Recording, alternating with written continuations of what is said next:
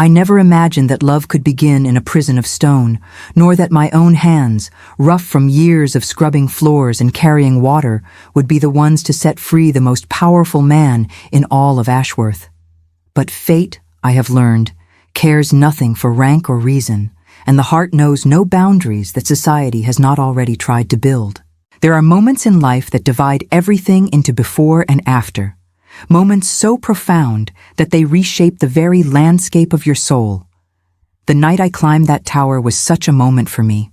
Everything I had been before that climb, every fear and doubt and limitation I had accepted as my lot in life, fell away like dead leaves in autumn. And everything I became afterward, every joy and triumph and heartache grew from the seeds planted in that darkness. But I am getting ahead of myself. To understand the end, you must first understand the beginning. My name is Clara Whitmore, and I was born in the shadow of Ashworth Manor, in a cottage so small that the wind seemed to pass through its walls as easily as through the branches of the oak trees that surrounded it. My mother died when I was still young enough to believe that tears could bring the dead back to life, and my father followed her not 3 winters later, his body broken by labor and his spirit extinguished by grief. I was left alone in a world that had little use for orphaned girls with no fortune and no family name to speak of. I remember the sound of my father's last breath. I remember the way the cottage felt afterward, empty in a way that went beyond the absence of bodies. It was as if all the warmth had been sucked out of the walls, leaving only cold stone and memories that cut like glass. I sold what little we had, a few pieces of furniture, my mother's wedding ring, my father's tools, and I lived on the proceeds for as long as I could.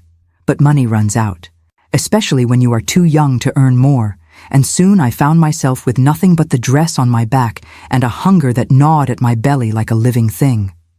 I tried to find work. I went to every farm and every shop in the village, offering my services for whatever wages they would pay. But times were hard for everyone, and no one had room for another mouth to feed. I was turned away again and again, until the humiliation of begging began to feel as familiar as breathing. I remember the day I nearly died. I was 17 years old, and I had not eaten in 4 days. The village had turned me away, for there was no work to be had, and charity was a luxury that none could afford in those lean months following the failed harvest. I walked to the gates of Ashworth Manor because I had heard that the kitchen sometimes gave scraps to beggars, and I was desperate enough to beg. But I never reached the kitchen door. My legs gave way beneath me in the garden, among the roses that the late Duchess had planted years before, and I fell upon the gravel path like a leaf torn from its branch by an autumn wind. I remember the sky above me, pale and indifferent, and I remember thinking that it would not be so terrible to die among flowers. I did not die. I woke in a bed that smelled of lavender and clean linen, with a fire burning in the hearth, and a woman I did not know pressing a cool cloth to my forehead. The sensation was so foreign, so unexpectedly gentle, that for a moment I thought I must have died after all, and awakened in some kinder afterlife. "Where am I?" I asked, and my voice came out as a croak, barely recognizable as my own. The woman, who I would later learn was the head housemaid, smiled down at me with an expression of genuine concern. "You are at Ashworth Manor, child. You collapsed in the garden and gave us all quite a fright." She told me that the young Duke himself had found me among the roses, that he had been walking in the garden in the early morning, as was his habit, when he had come upon my crumpled form lying on the gravel path. She told me that he had knelt beside me and checked for breath, and that when he found that I was still alive, he had gathered me in his arms as if I weighed nothing at all and carried me inside. She told me that he had shouted for the servants, that he had demanded a physician be sent for immediately, that he had stood in the doorway of this very room until he was assured that I would survive. She told me that he had visited twice while I slept, asking after my condition with a concern that surprised everyone who knew him.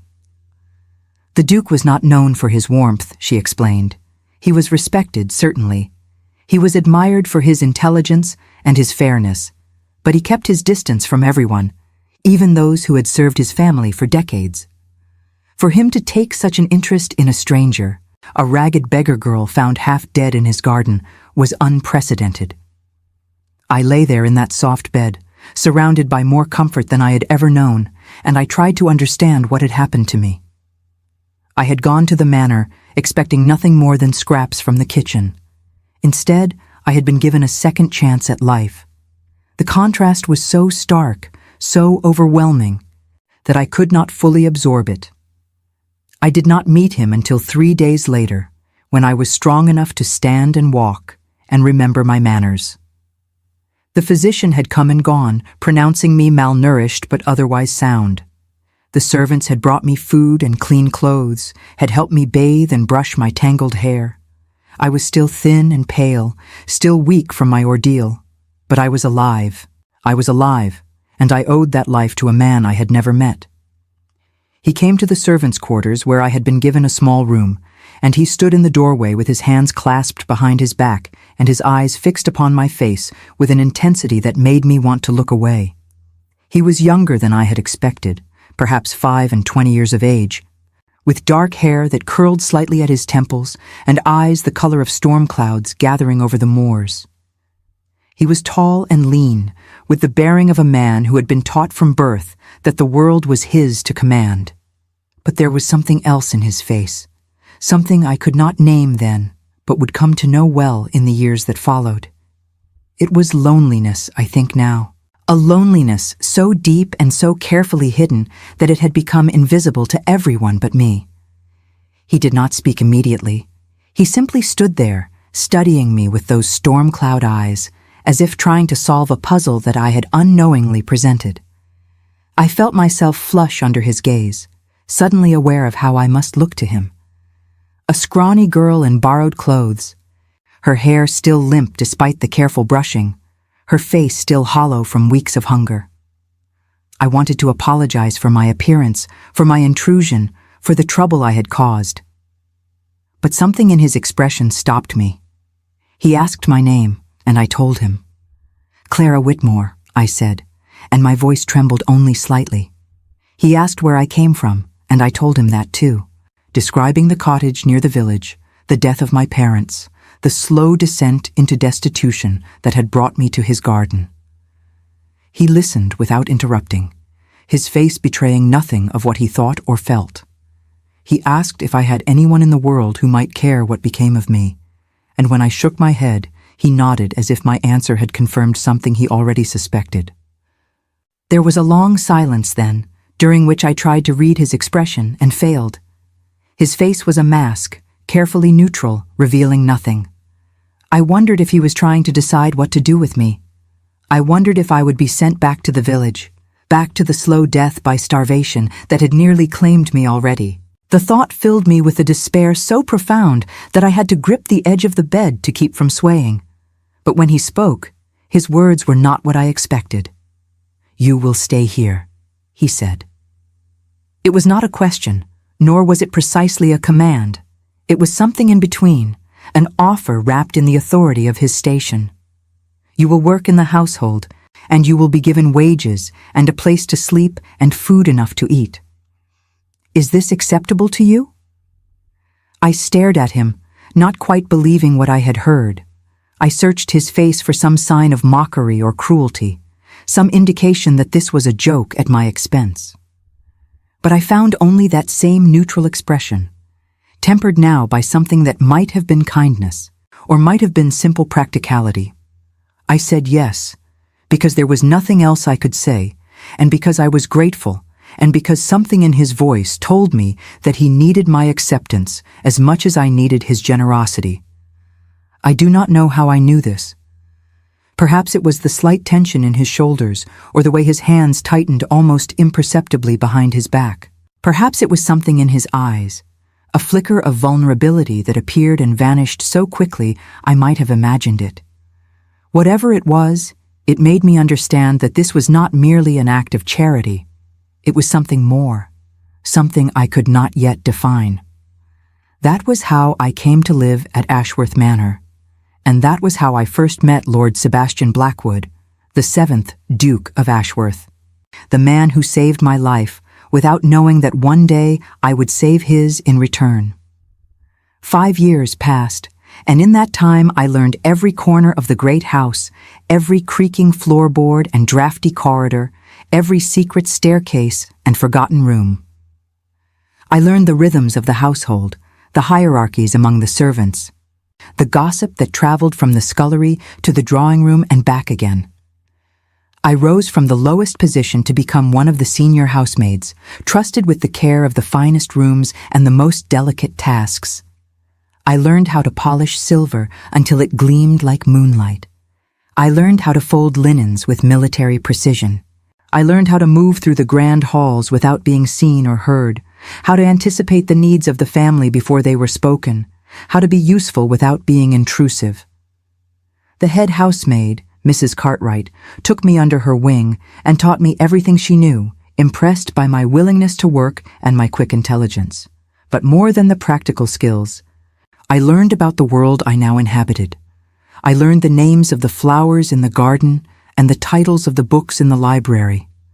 I learned which rooms received the morning sun and which were coldest in winter.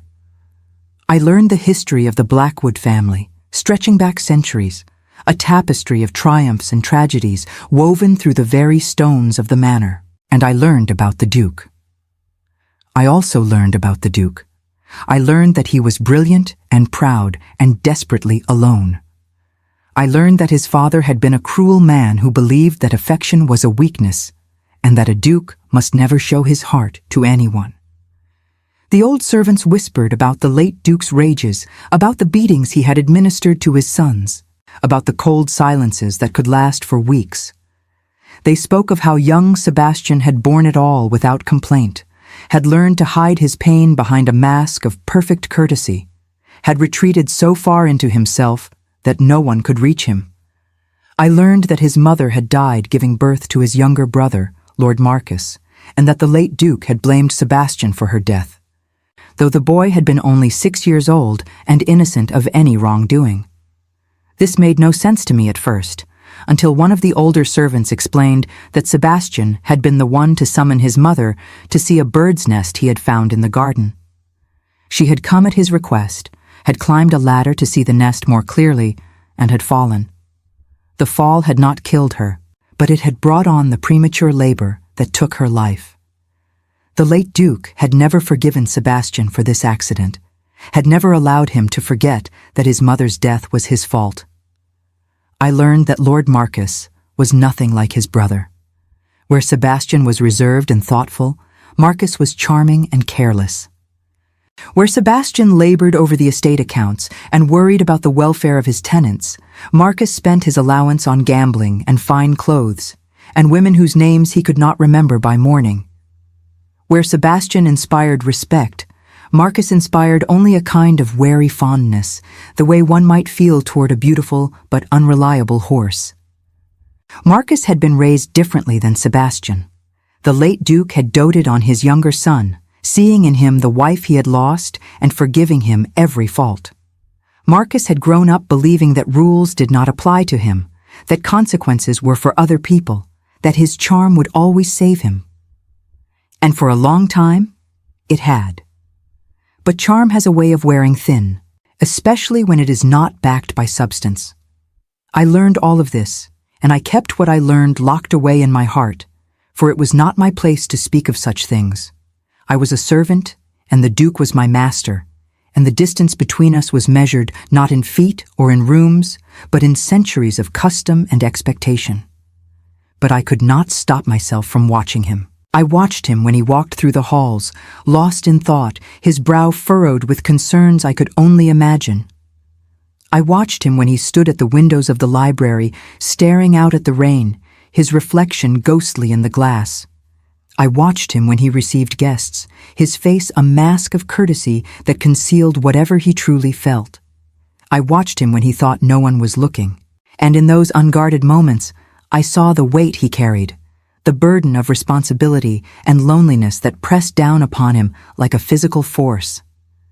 And sometimes, rarely, he would catch me watching, and our eyes would meet for a moment before I looked away, my cheeks burning with shame and something else I dared not name. I told myself that it was only gratitude. I told myself that I owed him my life, and that my devotion was nothing more than the natural response of a heart that remembered kindness. I told myself these things because the truth was too dangerous to admit, even in the silence of my own thoughts. The truth was that I loved him. I loved him with a love that had no hope and no future, a love that could only bring me pain. I loved him, and I kept my love secret, and I believed that this was how things would always be. I loved the way he cared for his tenants, visiting them personally when they were sick, ensuring that their cottages were repaired before winter. I loved the way he treated the servants with courtesy, remembering their names and asking after their families. I loved the way his eyes lit up when he discussed philosophy or history, the only times I ever saw the mask slip and the real man emerge. I loved him, and I hated myself for loving him. What right did I have to dream of a duke? What right did a maid, a foundling, a nobody, have to imagine herself worthy of such a man? Society would laugh at the very idea. The other servants would think me mad. And Sebastian himself, if he ever discovered my feelings, would surely be horrified, embarrassed, perhaps even disgusted. So I kept my distance as much as my duties would allow. I performed my work diligently and silently. I did not seek out opportunities to be near him, though such opportunities seemed to find me anyway, and I buried my love so deep within my heart that I could almost pretend it did not exist. Almost. There were moments, brief and precious, when the pretense failed.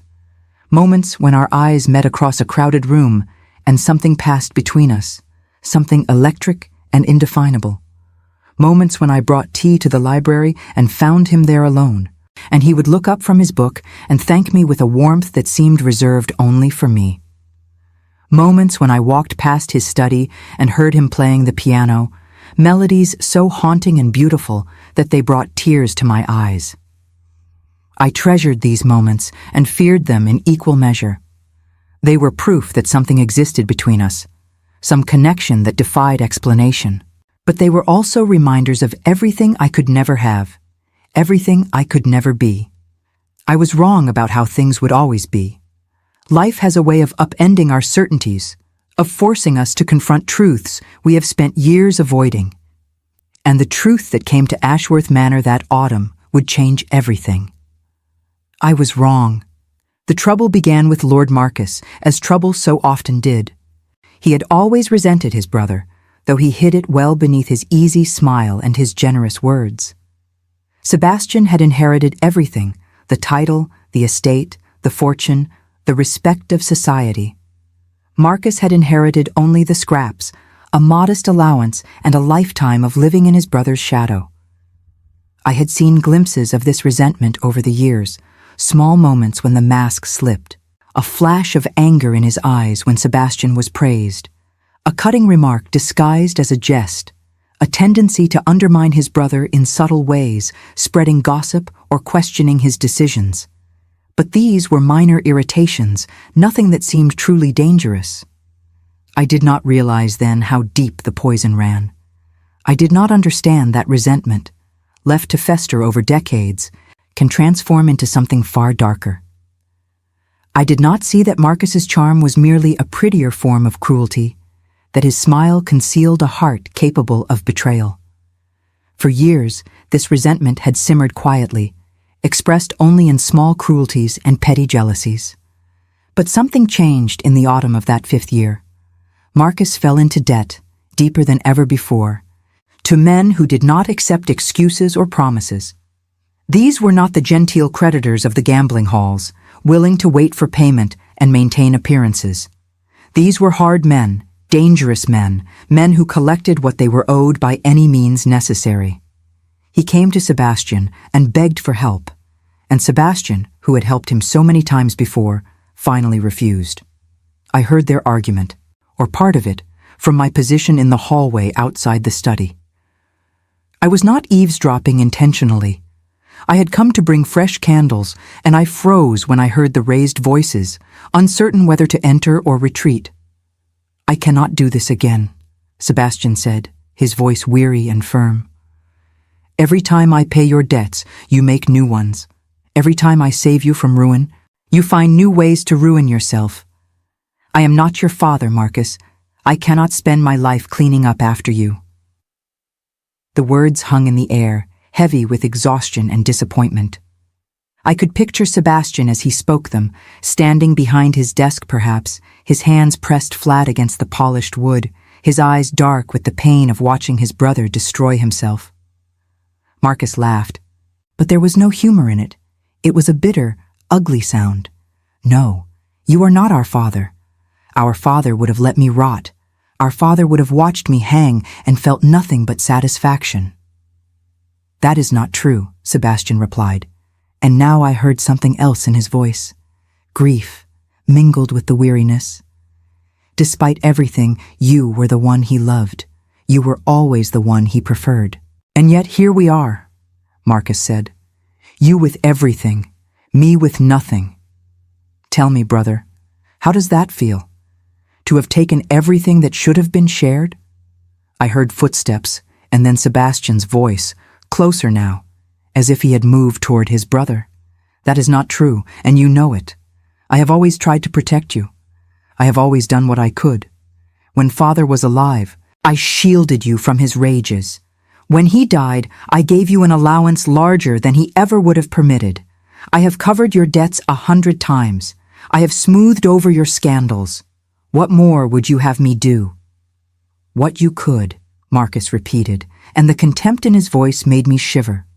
"What you could is never enough, brother. It never has been. It never will be." The door flew open then, and Marcus strode past me without a glance, his face twisted with fury. His eyes were wild, his fists clenched at his sides, and for a moment I saw the truth of him laid bare. Not the charming younger brother, but something darker, something capable of terrible things. I pressed myself against the wall, hoping to be invisible, but Sebastian had followed him to the threshold, and he saw me standing there, my hands clutching the candles I had meant to deliver. We stared at each other for a long moment, and I saw something in his eyes that I had never seen before. It was fear, I realized. Not fear of me, but fear of what I might have heard. What I might think of him now that I had witnessed his failure to save his brother from himself. "Miss Whitmore," he said, and his voice was carefully controlled as if he were holding something back by sheer force of will. "I apologize for the disturbance." I curtsied, because that was what I was supposed to do. "There is nothing to apologize for, Your Grace. I was only bringing candles." He nodded, but he did not move aside to let me enter.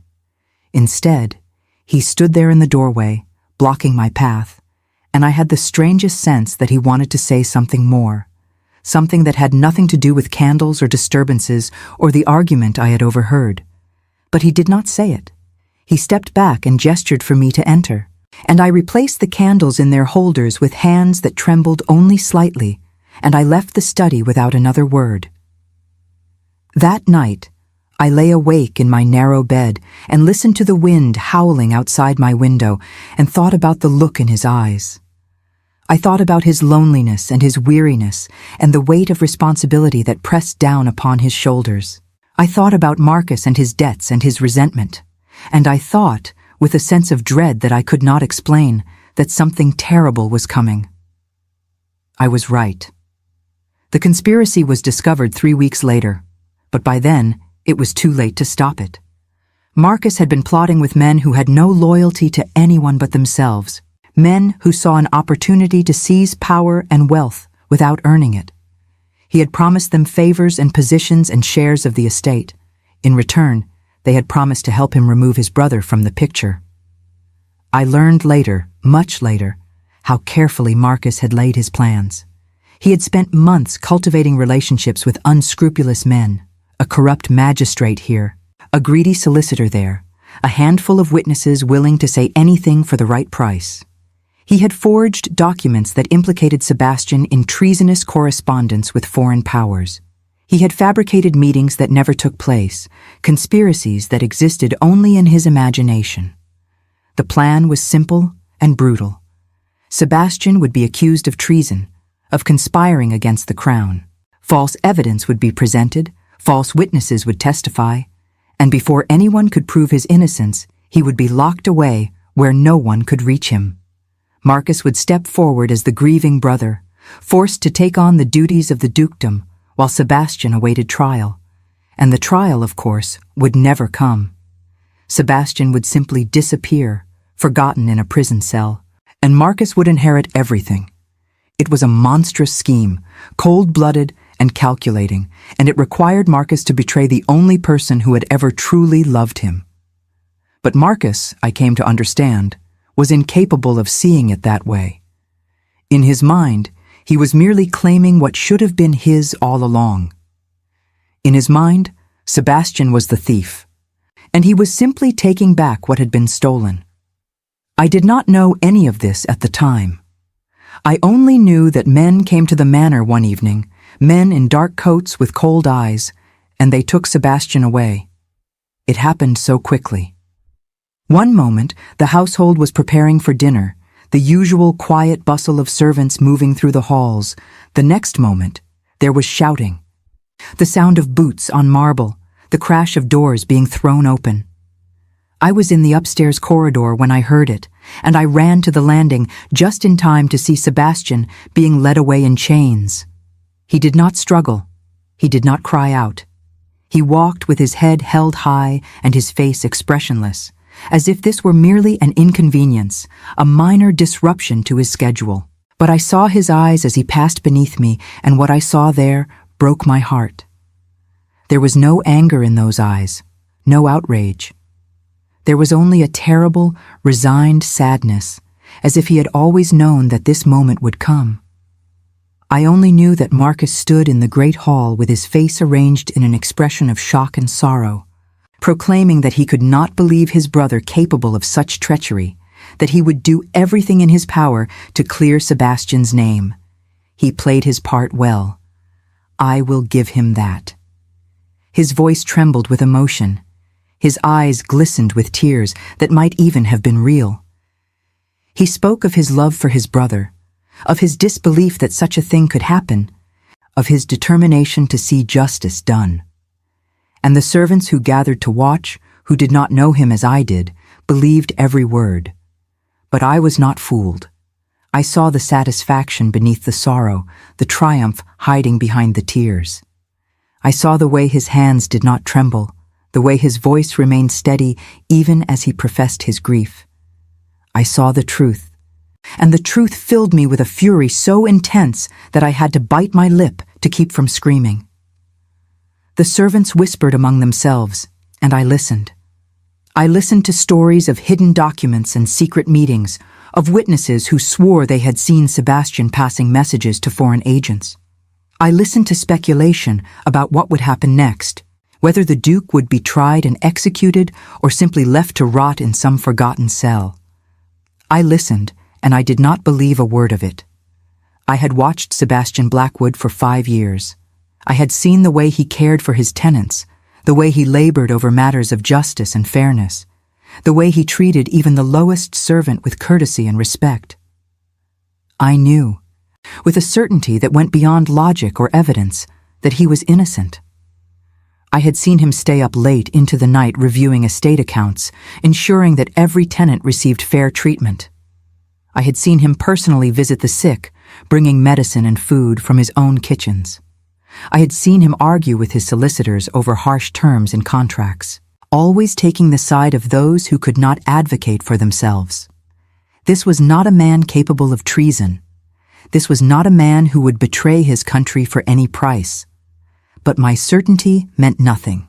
I was a maid, a nobody, a woman whose word carried no weight in the courts of men. I could not save him with my testimony. I could not save him with my tears. I could only watch as Marcus moved into the master's chambers, as he dismissed the servants who had been loyal to Sebastian, as he began to remake Ashworth Manor in his own image. 3 months passed. 3 months of watching and waiting and praying for news that never came. 3 months of keeping my head down and my mouth shut, of pretending to serve the new master while my heart burned with hatred and grief. Those were the darkest days of my life.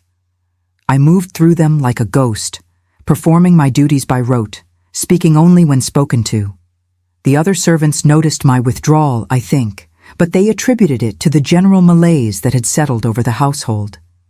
Many of them were grieving too, in their own ways. Sebastian had been a good master, fair and considerate, and his absence left a void that Marcus could not fill. Marcus himself seemed to revel in his new position. He threw lavish parties that Sebastian would never have countenanced. He ordered expensive furnishings and fine wines. He treated the servants with casual contempt, as if we were furniture rather than people. And through it all, he maintained the pretense of the grieving brother, speaking sadly of Sebastian whenever guests inquired, sighing about the terrible burden of managing the estate in such tragic circumstances. I watched him, and I waited, and I planned. I did not know what I was planning for, exactly. I only knew that I could not accept this, could not live out my days serving the man who had destroyed the one I loved. Something would have to change. Something would have to give. And then I learned where they had taken him. It was Mrs. Pemberton, the housekeeper, who told me. She was an old woman who had served the family for decades, and she had no love for Marcus.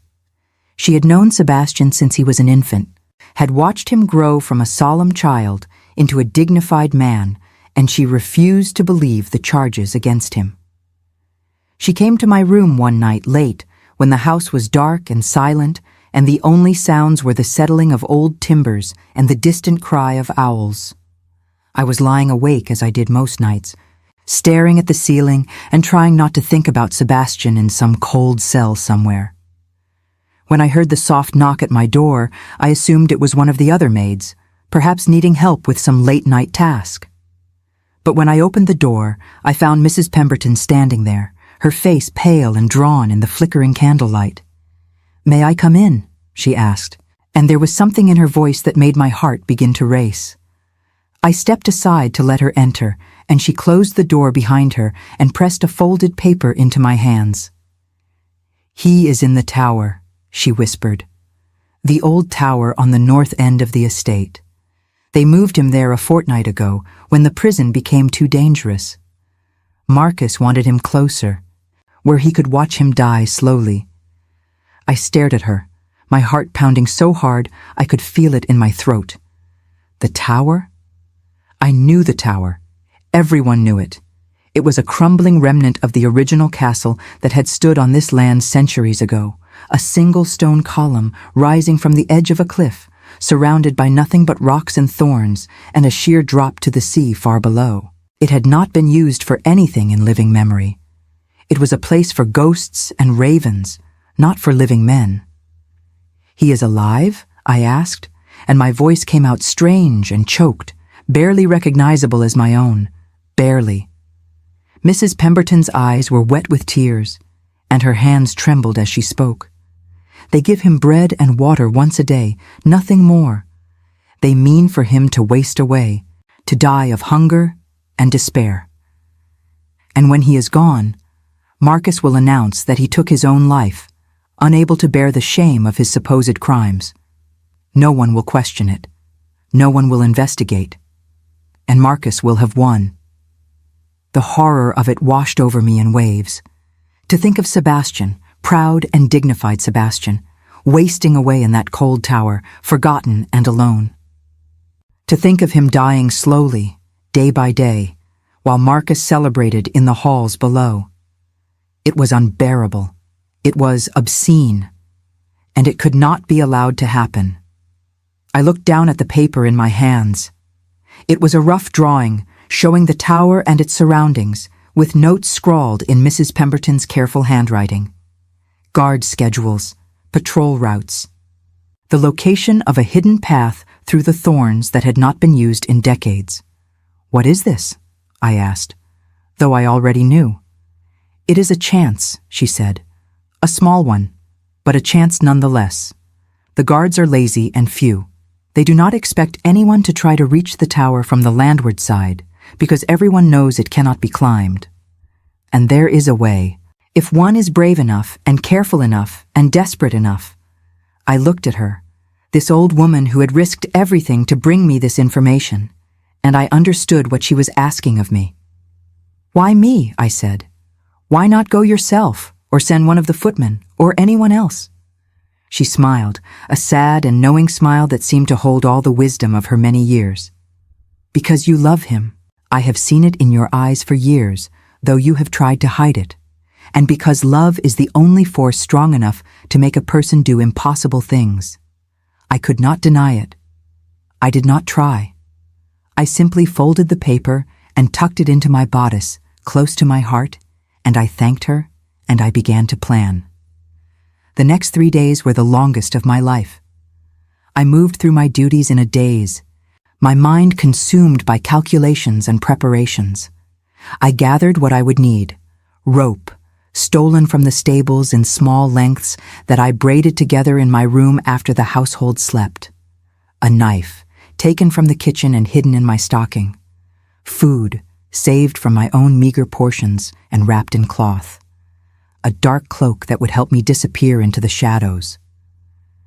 I memorized Mrs. Pemberton's map until I could see it with my eyes closed.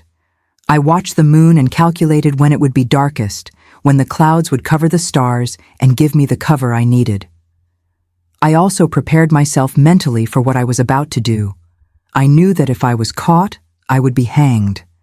Helping a prisoner escape was a capital offense, and Marcus would show no mercy to anyone who tried to thwart his plans. I knew that even if I succeeded in reaching the tower, I might find Sebastian already dead. I knew that the climb itself might kill me, that one slip could send me tumbling into the darkness below. But I did not waver. Fear was there, certainly, a cold knot in my stomach that tightened with every passing hour. But stronger than the fear was something else, a certainty that I was doing the right thing, that I was meant for this moment, that my entire life had been leading to this one desperate act of love. And on the 4th night, when the household slept, and the guards made their rounds, and Marcus drank himself to stupor in the master's study, I slipped out of the servants' entrance and began to walk. The night was cold and dark, with clouds covering the stars, and a wind that cut through my cloak like a knife. I moved silently across the grounds, keeping to the shadows, my heart pounding so loudly that I was certain the guards would hear it. But the guards were lazy, as Mrs. Pemberton had promised. They huddled around their fires, passing a bottle between them, complaining about the cold and the tedium of their duty. They did not expect trouble. They did not look for it. I reached the edge of the thorns without incident and paused to catch my breath. The thorn bushes stretched before me, a dense and impenetrable barrier that would have stopped any ordinary intruder. But Mrs. Pemberton's map showed a path, a narrow gap in the thorns that had been used centuries ago by smugglers and later forgotten. I found the entrance after several minutes of searching, a dark opening barely visible among the tangled branches. The path through the thorns was worse than I had imagined. The briars tore at my clothes and my skin, drawing blood from my hands and my face and my legs. The ground was uneven and treacherous, full of hidden rocks and sudden drops that threatened to send me tumbling into the darkness. Twice I lost my way and had to backtrack, consulting the map by the faint light of a single candle that I shielded with my cupped hands. Twice I heard the distant voices of guards and pressed myself flat against the cold earth, hardly daring to breathe. The thorns seemed to go on forever. Every step was a battle, a negotiation between my body and the cruel branches that sought to hold me back. My hands were soon slick with blood, and my dress was torn in a dozen places. The pain was constant, 1,000 tiny cuts that burned with every movement. But I did not stop. I could not stop. Every step brought me closer to him, to the man who had saved my life without knowing that he was saving anything at all. Every step was a prayer, a promise, a declaration of the love I had never spoken aloud. The tower loomed before me, black against the slightly less black sky, and I felt my courage falter for the first time. It was taller than I remembered, taller than it had seemed from the safety of the manor.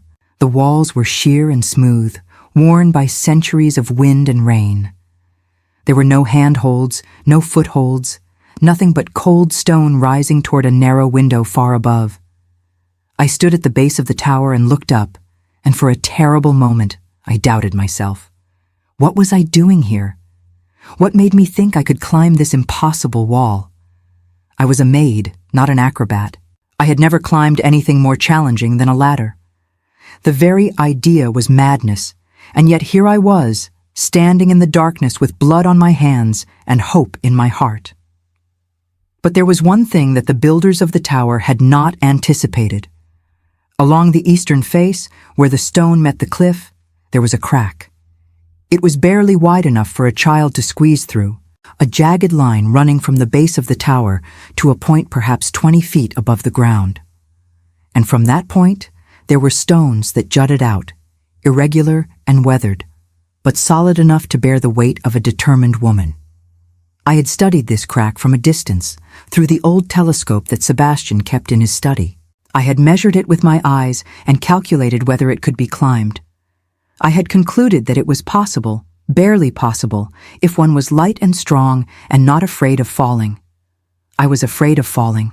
I was afraid of the darkness and the height and the cold wind that tugged at my cloak as if trying to pull me backward, away from the tower, away from Sebastian.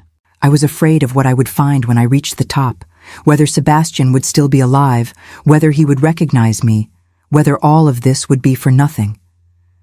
But I climbed anyway. What choice did I have? To turn back now would be to condemn him to death. To give in to fear would be to betray everything I believed, everything I was. The first part was the worst. I wedged myself into the crack and inched upward, my back pressed against one wall and my feet braced against the other. The stone scraped against my skin and tore at my dress. My muscles burned with the effort, screaming protests that I ignored. My breath came in ragged gasps that I tried to muffle against my sleeve. The crack was narrow and unforgiving, and there were moments when I was certain I would become stuck, trapped between the stones like an insect in amber. But inch by inch, I rose. I focused on the next movement, the next breath, refusing to think about how far I had come or how far I had yet to go.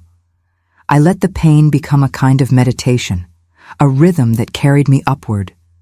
My world shrank to the feel of stone against my body, the sound of my own heartbeat, the single imperative to keep moving. And then I reached the jutting stones, and I pulled myself out of the crack and onto the first one. And I looked up and saw that the window was still so far above me. The second part of the climb was different, but no less terrifying. The stones jutted out at irregular intervals, some barely wide enough to support a foot, others smooth and slippery with moisture. I tested each one before trusting it with my weight, knowing that a single mistake would send me plummeting to my death. The wind seemed stronger now, tugging at my clothes and my hair, trying to pry me loose from my precarious holds. I do not know how long it took me to reach it. Time had lost all meaning. There was only the stone beneath my fingers, the wind at my back, the endless darkness below. There was only the next handhold and the next foothold, and the knowledge that if I fell, I would die. And Sebastian would die too, and Marcus would win. At some point, I began to talk to myself. A constant stream of encouragement whispered under my breath. "You can do this," I told myself. "One more stone. One more reach. You are almost there. You are strong. You are brave. You love him, and love is stronger than fear, stronger than stone, stronger than anything." But I did not fall. I climbed, and I climbed, and I climbed, and finally my fingers closed around the edge of the window, and I pulled myself up and over and tumbled into the room beyond. I lay there for a moment, gasping, my body shaking with exhaustion and relief. The room was dark, lit only by a sliver of moonlight that had found its way through the clouds. It smelled of damp stone and unwashed flesh and despair. And then I heard a voice, weak and hoarse, and barely recognizable, but unmistakably his. "Who is there?"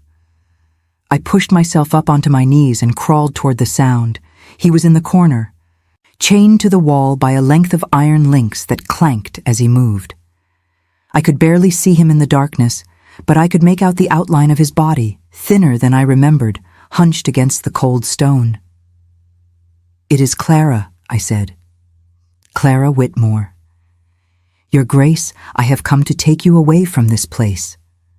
For a long moment he did not respond. I wondered if he had understood me, if his mind had been broken by months of isolation and suffering.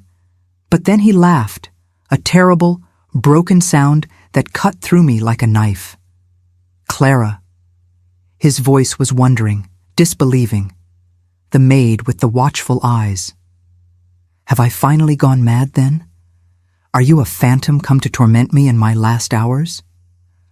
I crawled closer, close enough to touch him, and I reached out and took his hand in mine. His skin was cold and rough, and I could feel the bones beneath the flesh, but he was real, he was alive, and that was all that mattered. "I am no phantom," I said. "I am here. I am real. And I am going to save you, if you will let me." He gripped my hand with a strength that surprised me, and I heard his breath catch in his throat. "Why?" he asked. "Why would you risk everything for me? You owe me nothing. You should have fled this place months ago, should have found somewhere safe and forgotten that Ashworth Manor ever existed. I knew that I should not say it. I knew that the words would change everything, would create a complication that could never be undone. But I had climbed a tower for him. I had risked my life for him. I had nothing left to lose, and so I told him the truth. "Because I love you," I said.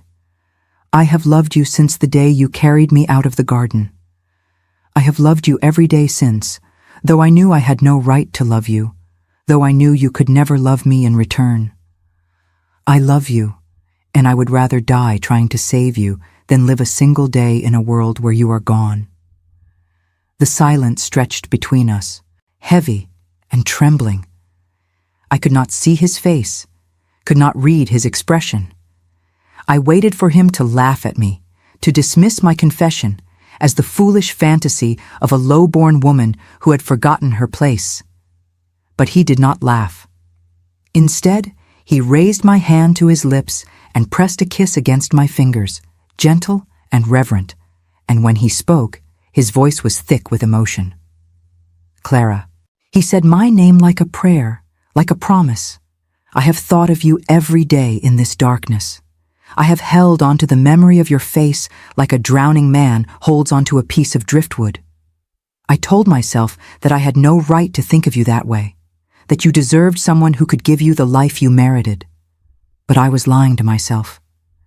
The truth is that I have loved you too. I have loved you for longer than I knew, and I was too proud and too afraid to admit it."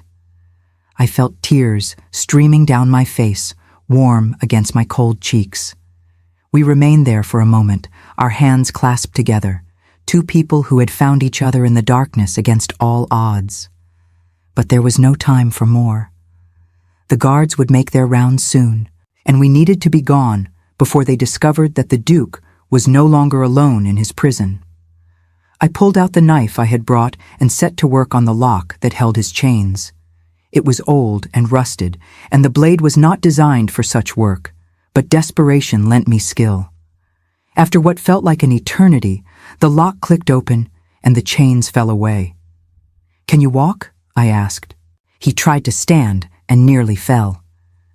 I caught him, wrapping his arm around my shoulders and bracing myself to take his weight. He was taller than me by nearly a foot, and even diminished by months of captivity, he was heavy. But I would carry him out of this tower if I had to. I would carry him to the ends of the earth. "The window," I said.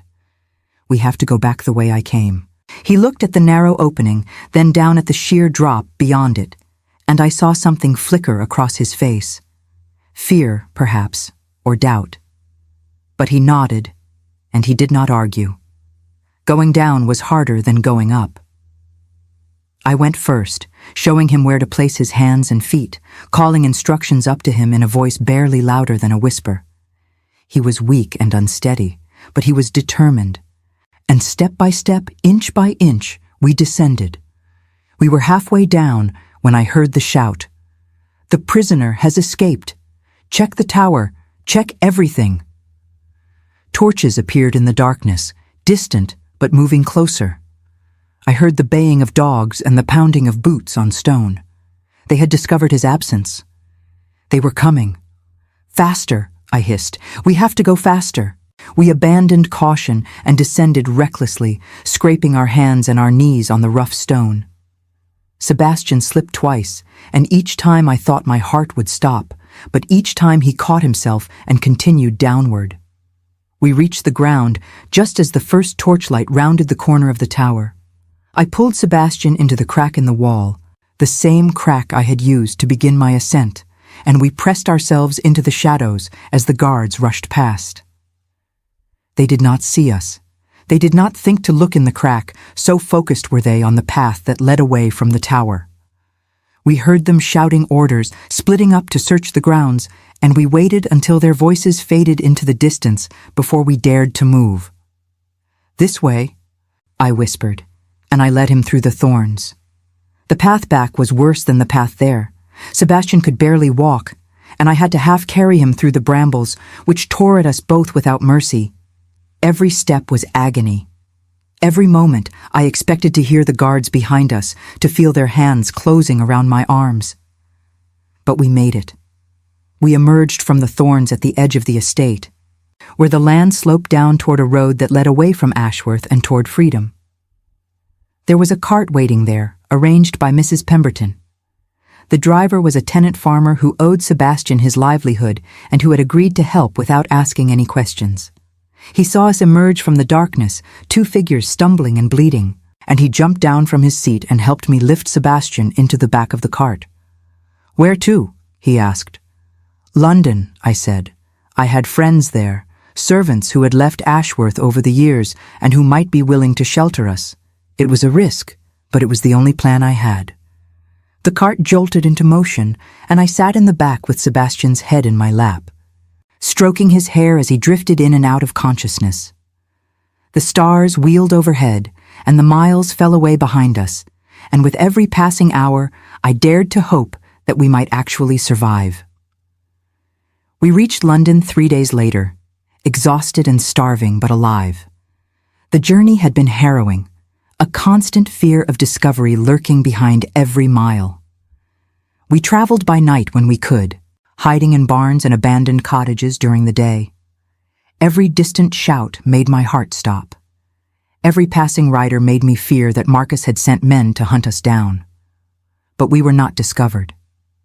The cart brought us to the outskirts of the city, where the tenant farmer bid us farewell with tears in his eyes and a blessing on his lips. From there, we walked, Sebastian leaning heavily on my shoulder through the winding streets of London until we reached the bakery where my friends lived. My friends took us in without hesitation, asking no questions, demanding no explanations. They were good people, former servants like myself, who had left Ashworth Manor over the years to build their own lives. They saw the state we were in, saw the desperation in my eyes and the weakness in Sebastian's limbs, and they simply opened their door and gestured for us to enter. They hid us in a cramped attic room above a bakery in one of the poorer quarters of the city. It was small and dusty, with a single window that looked out over a maze of rooftops. The ceiling was so low that Sebastian could not stand fully upright. The only furniture was a narrow bed, a washstand, and a single chair. It was not much, but it was safe, and for the moment, that was all that mattered. Sebastian was very ill. The months of captivity had weakened him terribly, had stripped away the strength and vitality that I remembered. His body was a map of suffering, thin and pale, and marked with bruises that had not yet faded. The journey had taken what little strength remained, and by the time we reached the attic room, he could barely keep his eyes open. The first night, I truly feared he would die. His fever spiked so high that I could feel the heat radiating from his skin, even from across the room. He thrashed and moaned, lost in nightmares that I could not reach, calling out names and words that made no sense. I sat beside him all night, bathing his forehead with cool water, whispering prayers I had not spoken since childhood. I nursed him through fevered nights and endless days, spooning broth between his cracked lips and bathing his forehead with cool water. I did not sleep, or if I did, it was only in brief snatches while sitting in the chair beside his bed. I did not eat, or if I did, I cannot remember it. I did not leave his side, not even for a moment. The thought that he might wake and find himself alone, might think himself abandoned again, was more than I could bear. My friends brought food and medicine, fresh water and clean linens. They asked no questions about who Sebastian was or why we were hiding. They simply helped, with a generosity that still brings tears to my eyes when I remember it. The baker's wife made a special broth that she swore could cure anything, and perhaps it could, because slowly, day by day, Sebastian began to improve. On the 5th day, his fever broke. I knew the moment it happened because his face, which had been flushed and contorted with pain, suddenly relaxed into an expression of peace. His breathing, which had been ragged and labored, grew slow and steady. And when he opened his eyes and looked at me, there was clarity in his gaze for the first time since we had fled the tower. "You saved me," he said. His voice was still weak, barely more than a whisper, but it was his voice again. The voice I had memorized over 5 years of secret longing. "You saved me first," I replied. I was only returning the favor. He reached up and touched my face, his fingers tracing the line of my cheekbone. I was a mess, I knew. I had not bathed in days. My hair was tangled and my dress was torn, and my hands were scarred from the climb. But he looked at me as if I were the most beautiful thing he had ever seen. "I meant what I said in the tower," he told me. "I love you, Clara. I have loved you for years, though I was too foolish to admit it. When I thought I was going to die in that place, the only thing I regretted was that I had never told you the truth." I bent down and kissed him gently, on the lips. It was the first kiss I had ever given, and it tasted of tears and hope and the promise of everything we had almost lost. "I love you too," I whispered against his mouth. "I always have. I always will." We held each other for a long time after that, two broken people finding comfort in each other's arms. The attic room, which had seemed so cramped and cheerless before, now felt like a sanctuary. The narrow bed, which had been a place of fear and fevered nightmares, now felt like a haven. Everything had changed with those 3 words, with that single kiss. The future, which had seemed so uncertain and terrifying, now glowed with possibility. But even as I said the words, even as I reveled in the miracle of his love, I knew that our trials were not over. Marcus was still out there, still in control of Ashworth, still spreading lies about Sebastian's supposed crimes. We were fugitives, hiding in an attic, with nothing but the clothes on our backs and the determination in our hearts. The charges against Sebastian had not been dropped. In the eyes of the law, he was still a traitor, an enemy of the crown. If we were discovered, he would be dragged back to prison, and this time, there would be no escape.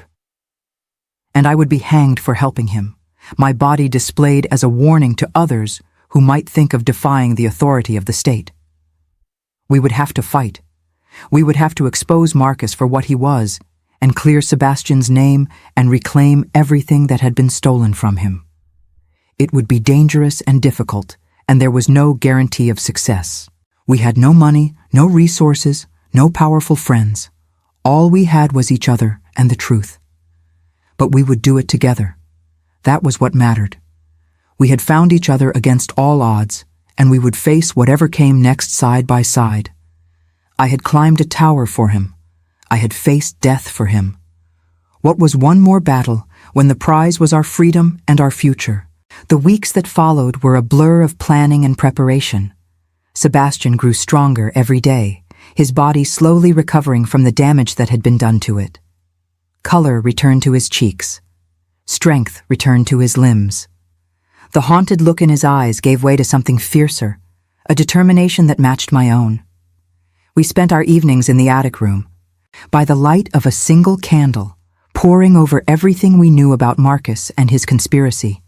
We made lists and drew diagrams. We identified the weak points in Marcus's armor, the places where his lies might be exposed. We argued and debated and refined our plans until they were as sharp and deadly as blades. There were allies, we discovered. Sebastian had friends in London, men of influence who had never believed the charges against him and who were willing to help if given proof of his innocence. There were also enemies, men who had thrown in their lot with Marcus and who would stop at nothing to see Sebastian destroyed. But the most important ally was one we had not expected. Her name was Lady Constance Ashford, and she was the daughter of an earl and one of the most powerful women in London society. She was also, as it turned out, one of Marcus's victims. I had heard of Lady Constance before, of course. Every servant in every great house knew the names of the most prominent figures in society, knew who was courting whom, who had fallen from favor, who was rising. Lady Constance was known for her beauty and her intelligence, for her sharp wit and her charitable works. She was the kind of woman who could have had any man she wanted, and yet she remained unmarried at 27, a fact that had generated endless speculation among the gossips of the ton. Now I understood why. She came to us one evening, cloaked and veiled, having tracked us down through a series of intermediaries that I never fully understood. The knock at our door came after midnight, and I opened it with my heart pounding, expecting guards or soldiers. Instead, I found a tall woman in a dark cloak, her face hidden beneath a veil of black lace. "May I come in?" she asked, and her voice was low and cultured, the voice of a woman born to privilege. "I have information that may help the Duke." I looked at Sebastian, who had risen from his chair by the fire, and he nodded. I stepped aside to let her enter. She sat in our cramped attic room on a stool that creaked beneath even her slight weight, and she removed her veil to reveal a face of striking beauty marred by exhaustion and fear. Her eyes were dark and haunted, the eyes of someone who had carried a secret for too long. And then she told us her story, and it was a story that made my blood boil with anger. Marcus had courted her the previous season, showering her with attention and promises. He had been charming and attentive, seemingly everything a woman could want in a suitor. He had brought her flowers and written her poetry. He had danced with her at every ball, had sat beside her at every dinner, had made her feel as if she were the only woman in the world. "I was a fool," Lady Constance said, and her voice trembled with self-recrimination. "I should have seen through him. Everyone warned me that the Blackwood brothers were different, that the younger one was not to be trusted. But I was dazzled by his attention. I was flattered that such a handsome, titled man would pursue me with such devotion, and I came dangerously close to accepting his proposal of marriage. But at the last moment, she had discovered the truth about him, that he was deeply in debt, deeper than anyone knew, to men who would stop at nothing to collect what they were owed. She had discovered that he intended to use her fortune to pay off his creditors, that once her money was in his hands, he would discard her as carelessly as he had discarded every other woman who had ever cared for him. She had discovered that he had no genuine affection for her at all, that every tender word had been a lie, every loving gesture a performance. "I confronted him," she said. "I told him that I knew the truth and that I would never marry him. I thought that would be the end of it. I thought he would simply move on to another victim. But I underestimated how dangerous he could be. She had refused him, and he had responded with threats. He had letters, he told her. Letters that she had written to him during their courtship. Letters that could be interpreted in ways that would destroy her reputation. They were innocent letters, expressions of affection and hope that any woman might write to a man she believed loved her.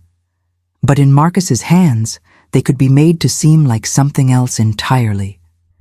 If she did not keep silent about what she knew, he would release them to the scandal sheets and ruin her forever. "I was terrified," Lady Constance admitted. "My father would have been devastated. My family would have been destroyed. And so I kept silent.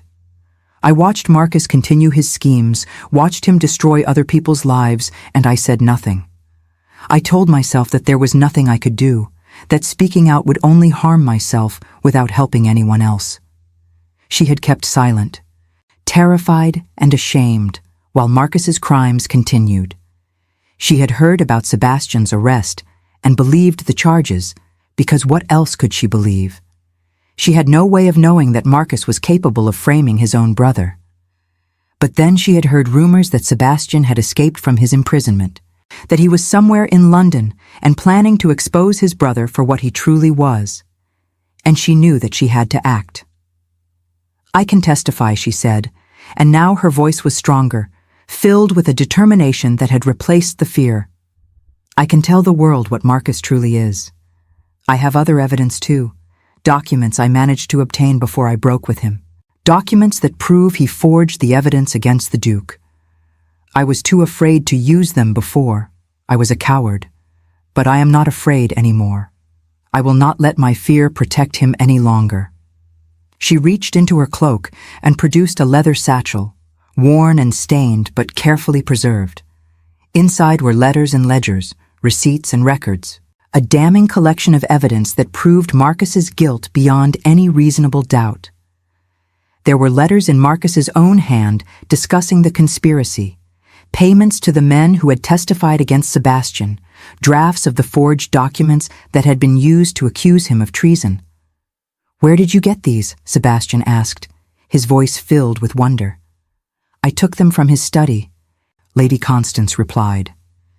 "The night I refused his proposal, after he threatened me, I went to his rooms and I searched until I found them. I did not know what they were at the time. I only knew that if he had secrets, I wanted to know them. I have kept them hidden ever since, waiting for a moment when they might be useful. And now that moment has come." Sebastian took her hand and thanked her, his voice thick with emotion. I saw tears streaming down her face, tears of relief and gratitude, and the release of a burden she had carried for far too long. "You have nothing to thank me for," she said. "I should have come forward sooner. I should have been braver. Perhaps if I had spoken out when I first learned the truth, none of this would have happened. Your Grace would never have been imprisoned. You would never have suffered as you did." Sebastian shook his head. "You came forward now. That is what matters. And I will never forget what you have risked to help me." Lady Constance stayed with us for several hours that night, going through the documents and explaining their significance. By the time she left, just before dawn, we had everything we needed to destroy Marcus completely. With Lady Constance's help, we built our case. Sebastian's friends in Parliament agreed to hear the evidence. The documents were authenticated by experts who swore before magistrates that the papers were genuine.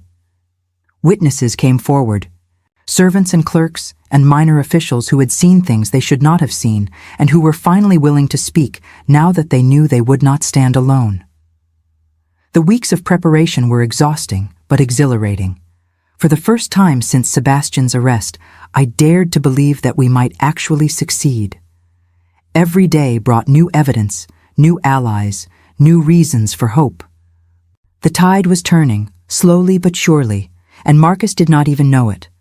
I often wondered what he was doing during those weeks, whether he had any inkling that his carefully constructed empire of lies was about to come crashing down. I imagined him in the great hall at Ashworth, drinking Sebastian's wine and sitting in Sebastian's chair, secure in the belief that he had won. The thought filled me with a grim satisfaction. He would learn soon enough how wrong he had been. The confrontation came on a cold morning in early spring, in the great hall of the House of Lords. The chamber was packed with peers and ministers, with journalists and curious onlookers who had heard rumors that something momentous was about to happen. The air hummed with anticipation and barely suppressed excitement. Sebastian stood before the assembled peers, thin and pale but unbowed. The months of captivity had left their mark on him, had carved new lines into his face and threaded silver through his dark hair. But his eyes were clear and his voice was strong, and he commanded the attention of every person in that vast chamber simply by existing. He told his story from the beginning, leaving nothing out. He told them about his brother's debts and his brother's schemes, about the slow poison of jealousy that had corrupted Marcus's heart. He told them about the forged documents and the bribed witnesses, about the men in dark coats who had come to arrest him on false charges. He told them about the tower and the chains and the months of darkness and despair, about the cold and the hunger and the crushing loneliness of knowing that he had been abandoned by everyone. His voice never wavered, even when he described the worst of what he had endured. He spoke with the quiet dignity of a man who had looked into the abyss and emerged somehow stronger. And the peers listened, their faces growing more horrified with every word. And when he was finished, Lady Constance rose and corroborated everything he had said. She was magnificent that day, dressed in a gown of deep blue silk, her voice ringing through the chamber like a bell. She produced her documents, her letters, her evidence. She named names and cited dates and laid bare the whole rotten conspiracy for everyone to see. The chamber erupted into chaos. Men shouted and argued, some defending Marcus even now, others demanding his immediate arrest. The Lord Chancellor had to call for order multiple times before the noise subsided. And through it all, I stood in the gallery above, watching with tears streaming down my face. We had done it. Against all odds, we had exposed the truth. Marcus was arrested that same day. He tried to flee when he learned what had happened, had been halfway to the docks when the authorities caught up with him. I did not witness his capture, but I heard about it later, how he screamed and cursed and proclaimed his innocence, how he blamed everyone but himself for his downfall, how he was dragged away in chains to face the justice he had tried so hard to escape. He saw me one time after his arrest, when he was being led from the holding cell to his trial. Our eyes met across the crowded corridor, and I saw in his gaze a hatred so pure and absolute that it made my blood run cold. He did not say a word, but his expression spoke volumes. He blamed me for his fall. He would have destroyed me if he could, but he could do nothing. The evidence against him was overwhelming, and even his most loyal supporters had abandoned him. The man who had schemed and manipulated and betrayed his way to power was now utterly alone. The trial was swift and merciless. Marcus was convicted of treason, fraud, and conspiracy, of bearing false witness against his own brother, of attempted murder through imprisonment and starvation. His punishment was exile, a lifetime banishment to a distant colony from which he would never return. Some said it was too lenient, that he deserved the noose for what he had done. Others said it was fitting, that he would spend the rest of his days knowing that he had lost everything he had schemed to gain, that he would never again see the manor he had coveted or the society he had tried to deceive. I did not care about Marcus. I had no more room in my heart for hatred or anger. All I cared about was Sebastian, who was finally free, finally vindicated, finally able to reclaim his name and his home and his life. We returned to Ashworth Manor in the late spring, when the roses were blooming in the garden where I had nearly died all those years ago. The journey back was nothing like our desperate flight to London. We traveled in Sebastian's own carriage, restored to him along with everything else Marcus had stolen. We stopped at inns where we were welcomed with bows and curtsies, where people who had once believed the lies about Sebastian now rushed to show their loyalty. The manor itself had suffered during Marcus's brief reign. He had sold some of the furnishings to pay his debts, had let the gardens grow wild and the repairs go unmade. But the damage was not irreparable. The household had been restored, the servants who had been dismissed brought back, and slowly, day by day, Ashworth Manor began to reclaim its former glory. I threw myself into the work of restoration with a fervor that surprised even me. I directed the cleaning and the repairs, consulted with gardeners about the roses, helped choose new furnishings to replace what had been lost. It was strange to give orders instead of taking them, to be consulted instead of commanded. But the servants seemed to accept my new role without question. They had seen me care for Sebastian in his illness, had heard the story of how I had climbed the tower to save him. In their eyes, I had earned the right to stand beside him. And on a warm evening in June, with the sun setting over the moors and the birds singing in the trees, Sebastian asked me to marry him. We were standing in the garden near the spot where he had found me collapsed and starving so many years ago. The roses were in full bloom around us, their scent heavy and sweet in the evening air. The sky was painted in shades of gold and pink and purple, a masterpiece that no human artist could have matched. Sebastian took my hands in his and looked into my eyes, and I saw there a vulnerability that he had never shown to anyone else. His voice trembled as he spoke. "Clara," he began, and then he paused, as if gathering his courage. "I have wanted to say this for so long, have imagined this moment 1,000 times. But now that it is here, I find that words are inadequate." I waited, my heart pounding, hardly daring to breathe. "I know that this is not what society expects," he continued. "I know that there will be whispers and scandals and people who will never accept you as my duchess. They will say that I have forgotten my station, that I have brought shame upon my family name. They will close their doors to us and speak ill of us behind our backs." I started to speak, to tell him that I did not care what society thought, but he held up a hand to stop me. "Let me finish," he said gently. "I need to say this. I need you to understand." He took a deep breath and continued. "But I do not care about society. I do not care about expectations. I do not care about the opinions of people who have never known hardship, who have never had to fight for anything, who have never felt their world crumble around them. I care only about you, Clara. You are the bravest and kindest and most extraordinary woman I have ever known. You climbed a wall to save me. You risked everything for me. You nursed me back to health when I was dying. You stood by me when everyone else had given up." His eyes glistened with unshed tears, and his grip on my hands tightened. "I have spent my whole life being told that love is weakness, that a duke must put duty before feeling, that the heart must always submit to the head. My father believed this, society believes this, and for many years I believed it too. But you have taught me otherwise. You have shown me that love is not weakness, but strength, the greatest strength there is. And I want to spend the rest of my life proving that I am worthy of your love. Will you marry me?" I said yes. Of course I said yes. The word burst from me before I had even finished thinking it, propelled by a joy so intense that it felt like it might lift me off the ground. I had loved him for so long, had dreamed of this moment in secret and silence, never believing it could actually come true. And now it was true, and he was holding me in his arms, and the future stretched out before us like a path of golden light. He kissed me then, there in the garden among the roses, and I tasted tears on his lips, though whether they were his or mine I could not say.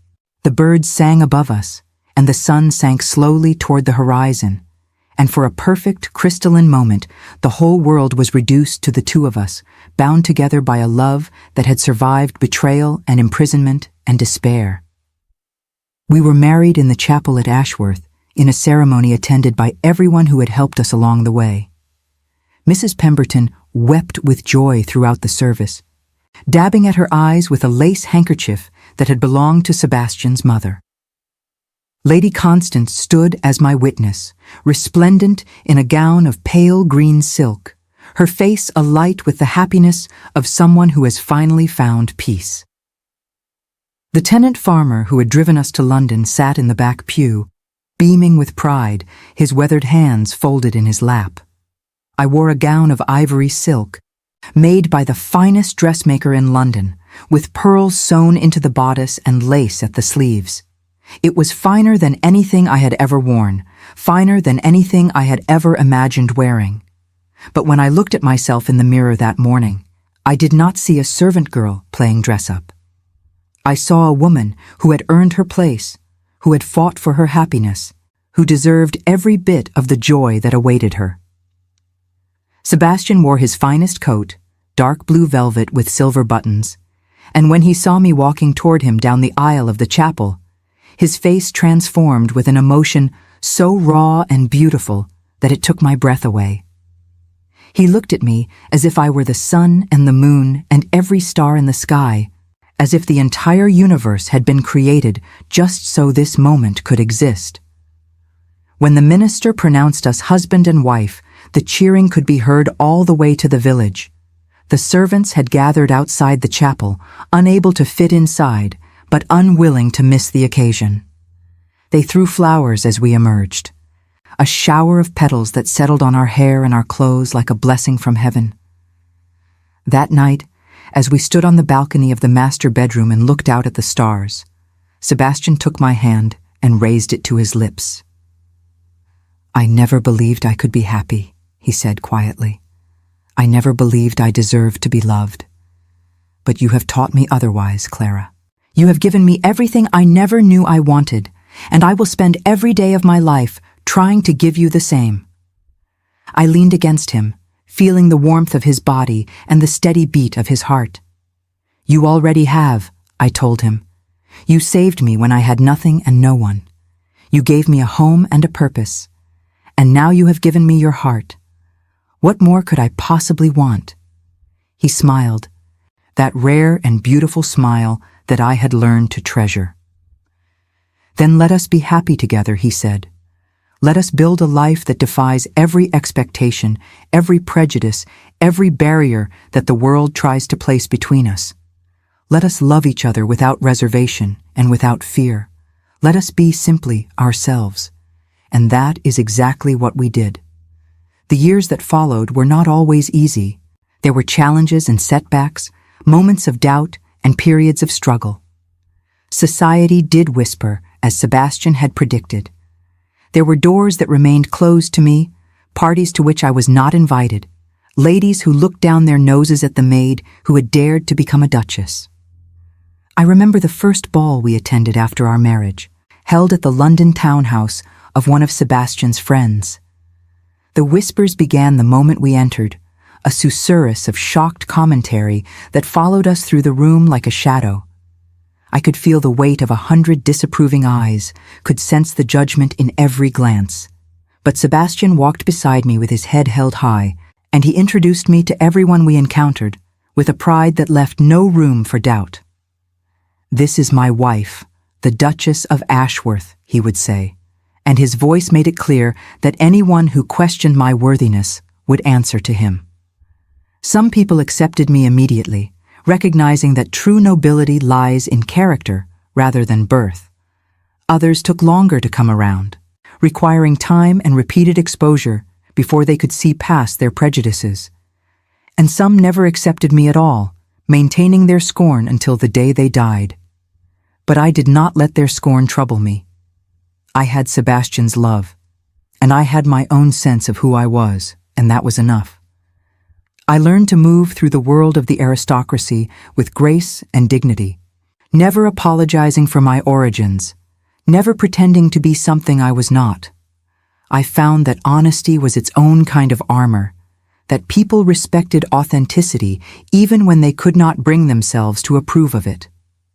And in time, even the most stubborn of our critics came to respect me, if not to accept me. They saw how I managed the household, how I cared for the tenants, how I supported Sebastian in his duties and responsibilities. They saw that I had not married him for his money or his title, that our love was real and lasting. And though they might never admit it openly, they began to understand that I had earned my place. Sebastian and I grew old together at Ashworth Manor, surrounded by beauty and love and the quiet satisfaction of a life well lived. We walked in the garden every evening, hand in hand, watching the sun set over the moors. The roses that his mother had planted bloomed year after year, and I tended them with the same care and devotion that I tended our marriage.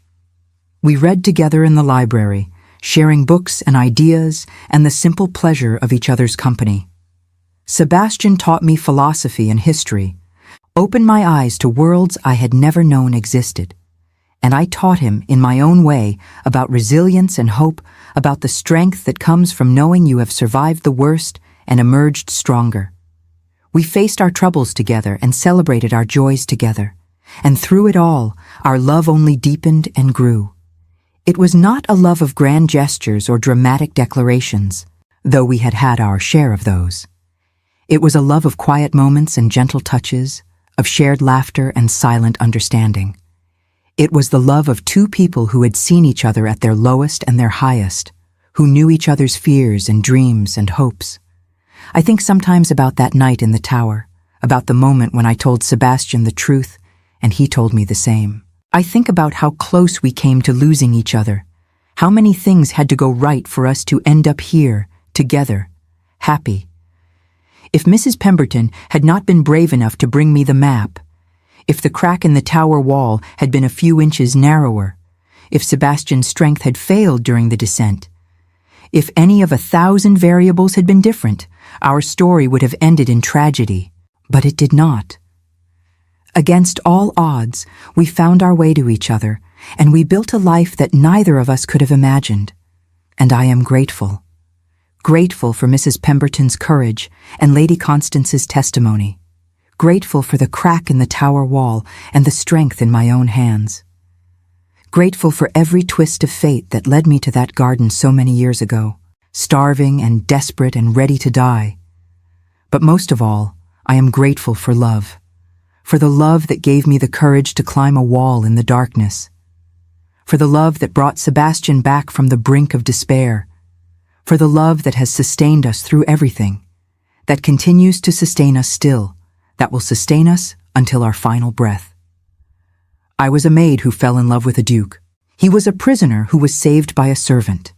Together, we defied every rule that society tried to impose upon us, and we created something beautiful from the wreckage of tragedy. Our story is not the story that society expected for either of us. It is not the story of a duke marrying a woman of suitable rank and fortune, producing heirs and maintaining appearances. It is not the story of a servant girl knowing her place, working diligently, perhaps marrying a tradesman if she was lucky. It is a different story, a story of love and courage, and the refusal to accept the limitations that others would impose upon us. It is a story that began in a garden with a dying girl and ended here, in this same garden, with an old woman who has known more happiness than she ever dared to dream. This is my story. This is our story. And though it began in darkness and despair, it ends in light and love, exactly as all the best stories do. I am Clara Blackwood, Duchess of Ashworth, and I have no regrets, not one, because every path I walked, every wall I climbed, every risk I took, led me here, to this moment, to this life, to this love. When I close my eyes, I can still feel the cold stone of the tower beneath my fingers. I can still hear the wind howling around me as I climbed, can still taste the fear on my tongue. But I also remember what lay at the top of that climb.